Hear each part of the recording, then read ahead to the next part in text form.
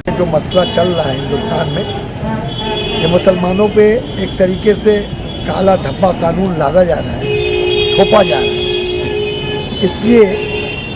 इसलिए सारे हिंदुस्तान में इसके लिए प्रोटेस्ट भारत वर्ष में चल रहा है। और सभी कौम के लोगों ने, ये अकेले खाली मुसलमान की बात नहीं है, ऐसे प्रधानमंत्री जी और हमारे गृह मंत्री जी अमित शाह और मोदी जी ने सब कानून के अंदर में सब कौम को और सिटीजन अमेंडमेंट बिल्स के लिए बोला कि हम उनको यहाँ पे देंगे, लेकिन सब कौम को देंगे, मुसलमानों को नहीं देंगे। लेकिन कहीं यह मुसलमानों की बात नहीं है, उनका मकसद मुसलमानों को अलग करना है हिंदुस्तान से, और हम लोगों को इसका, मुसलमानों को इस चीज़ का वो सबूत देना चाहते हैं कि आप यहाँ इंडियन नहीं हैं, इसलिए वो थोप रहे हैं हम लोग पे कानून। ऐसी बात नहीं है, ये मुसलमान भी इस हिंदुस्तान के एक हिस्से हैं, एक फरीक हैं, और उनकी भी कुर्बानी हिंदुस्तान की आज़ादी के बाद 1947 के बाद जो आज़ाद हुआ देश, उसमें उनकी भी कुर्बानियाँ हैं सब कौम के साथ। लेकिन मैं सब कौम का शुक्रिया अदा करता हूँ कि हर जाति के लोग, जो हिंदू, मुसलमान, सिख, ईसाई, दलित और जैन, सब बुद्धिस्ट, सब मिल के इस हम लोग के इस प्रधानमंत्री या गृह मंत्री के जो काला कानून के खिलाफ जो मुसलमानों से बेहमदर्दी तौर पे सौतेलापन जो उन्होंने दिखाया है, लेकिन सब कौम के लोग ने इसका विरोध किया, इसका प्रोटेस्ट किया। और ये नज़र आ रहा है इंडिया में कि सारे हिंदुस्तान में स्टूडेंट्स से लेके हर कौम के लोग प्रोटेस्ट कर रहे हैं कि नहीं, ये काला कानून को नहीं माना जाएगा। लेकिन फिर भी कहीं ना कहीं गवर्नमेंट अपने पैर पे, अपने जगह पे आ रही है और ये कह रही है कि नहीं, हम ये सिटीजन अमेंडमेंट बिल्स को लाएंगे, इंच लगाएंगे और सब कुछ करेंगे। अरे भाई, तो आप लगाइए, मुसलमानों को इससे कोई गुरेज नहीं है, लेकिन आप मुझको शामिल क्यों नहीं कर रहे, मुसलमानों को शामिल क्यों नहीं कर रहे, इंक्लूड करिए हमको भी। जब सबको आप सिटीजन अमेंडमेंट बिल दीजिएगा, एक रेसिडेंस कार्ड दीजिएगा, तो फिर आप मुसलमानों को क्यों नहीं दीजिए, मुसलमानों को भी दीजिए। मुसलमानों को दीजिए तो कोई कानून के खिलाफ नहीं होगा। या कानून आप लगाइएगा तो मुसलमान भी इसको एक्सेप्ट करेंगे, हर कौम भी करेंगे। लेकिन उनका मकसद ये नहीं है। हमारे प्रधानमंत्री ने 3 क्वालिटी बनाया, 3 चेहरा, जिसका नाम है NRC और जिसका नाम है CAA और जिसका नाम है NPR। ये 3 चेहरा बनाया है, एक चेहरा का 2 चेहरा और लगाया है, डुप्लीकेट चेहरा। जो NRC होगा उसी को बदल के उन्होंने CAA किया और CAA को थोड़ा तरमीम करके वो NPR किया। तो ये उनका चेहरा बदल के करना है, लेकिन उनका मकसद क्या है, इंटेंशन क्या है, टारगेट कौन है? टारगेट है मुसलमान। तो मुस्लिम से इस तरीके से क्यों सलूक है? उन्होंने कहा था सबका साथ सबका विकास। हिंदुस्तान में उनका नारा था, जब वो आए थे तो सबका साथ है सबका विकास नारा था। तो कहाँ गया सबका साथ है सबका साथ है सबका विकास? ये एक कौम पर इस तरीके से बेहरदर्मी करना ये अच्छी बात नहीं है। फिर भी मैं अगर कौम, जितने हिंदू, मुसलमान, सिख, ईसाई सब मिल के प्रोटेस्ट कर रहे हैं, और ये हम लोग कभी भी संविधान के खिलाफ जो कानून बन रहा है वो हम लोग कभी मानेंगे नहीं, और इसके विरोध में हम लोग करते रहेंगे। लेकिन इन्होंने कहा हम घुसपैठी को नहीं आने देंगे, बांग्लादेशी, अफगानिस्तान, अब पाकिस्तान। तो भैया आप बॉर्डर को पहले बंद करिए ना। घुसपैठी कहाँ से आते हैं? बॉर्डर से आते हैं। बॉर्डर क्रॉस होता है तो घुसपैठी घुस जाते हैं। घुसपैठी के हम भी खिलाफ हैं। जो बाहर के लोग, और बाहर देश के लोग अगर यहाँ आएंगे तो हमारे देश के लोग कहाँ जाएंगे? वो बेकारी है, इतना ये है, बेकारी, इतना डेवलप नहीं है, कुछ भी नहीं है, कोई तरक्की नहीं। तो बाहर के लोग की जो आपका आना बंद करना, ये ठीक है, इस बात का हम लोग भी सपोर्ट करते हैं। लेकिन आप फिर बॉर्डर को क्यों खुला रखे हैं?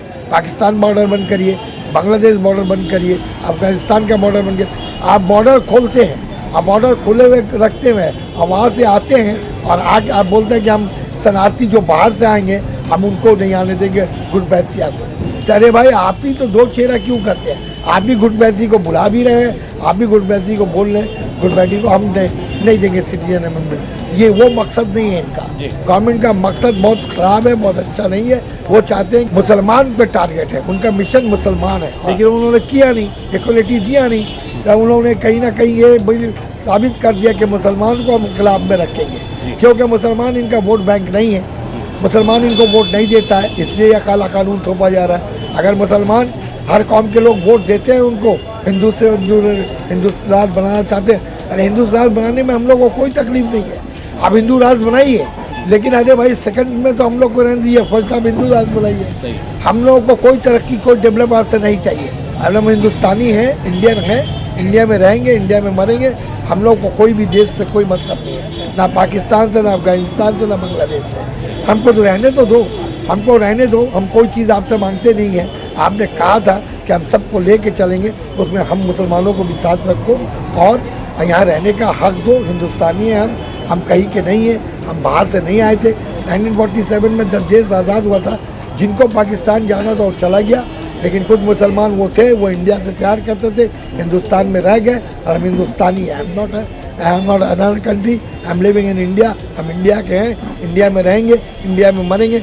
मेरे बाप दादा का खून इंडिया में लगा है। एक जवाब तो ये आपने जो पहला सवाल किया कि यहाँ पे जो हमसे ये मांगा जा रहा है कि आप 1970 से कब से 71 से आप अपना आइडेंटिफिकेशन दीजिए कि आप यहाँ के हैं कि नहीं हैं। तो भाई बताइए आप, हम गरीब लोग हैं, हम गरीब जो लोग रिक्शा चलाते हैं, जो लोग हॉकर्स हैं, जो लोग गरीब रहते हैं, उनके पास क्या 1970 1971 का कोई भी इम्प्रूवमेंट दिला के आदमी दे सकता है?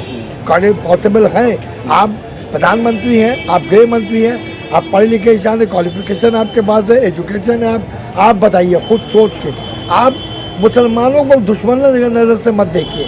ये बात बताइए कि इतने जो गरीब लोग हैं, ये गरीब लोग कहीं हम जैसे लोग, जो लोग हैसियत रखते हैं, तो कहीं ना कहीं से प्रूफ जुगाड़ के ला के देंगे।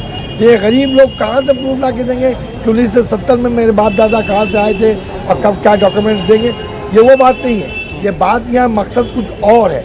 यह मकसद वो है कि उन्होंने जो ये बात कहा कि हमको आइडेंटिफिकेशन दो।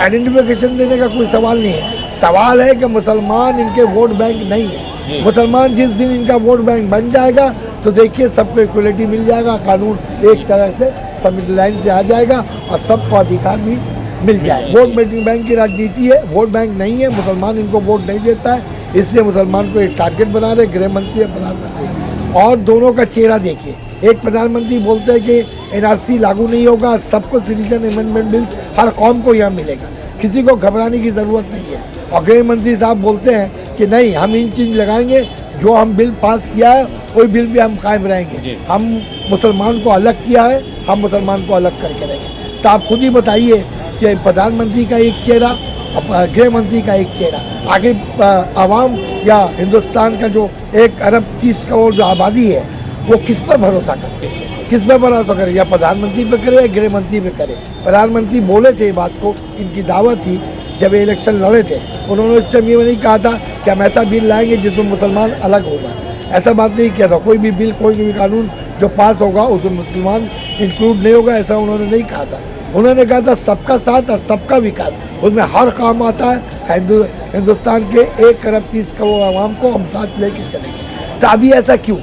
ये वो बात नहीं है। ये आरएसएस का पॉलिसी है, इनकी पॉलिसी है कि मुसलमानों को अलग करो, क्योंकि मुसलमान इनका वोट बैंक नहीं है। तो मैं सब मुसलमानों को मैं रिक्वेस्ट करना चाहता हूँ, कह रहे भाई वोट बैंक की पॉलिटिक्स चल रही है, वोट बैंक की पॉलिसी है, तो क्यों नहीं हम भी हिंदुस्तान में रहते हैं, तो आप अपने दिमाग को सोचिए, ज़रा जोर डालिए कि क्या पॉलिसी बनाया गया है, आज इस पॉलिसी के साथ हम हिंदुस्तान में रह सकते हैं। अगर हमको हिंदुस्तान में रहना है तो पॉलिसी मेकिंग करके ही रहना पड़ेगा, नहीं तो हिंदुस्तान में रहने के लिए ये हो प्रधानमंत्री हो या गृह मंत्री हम लोग को रहने नहीं देंगे।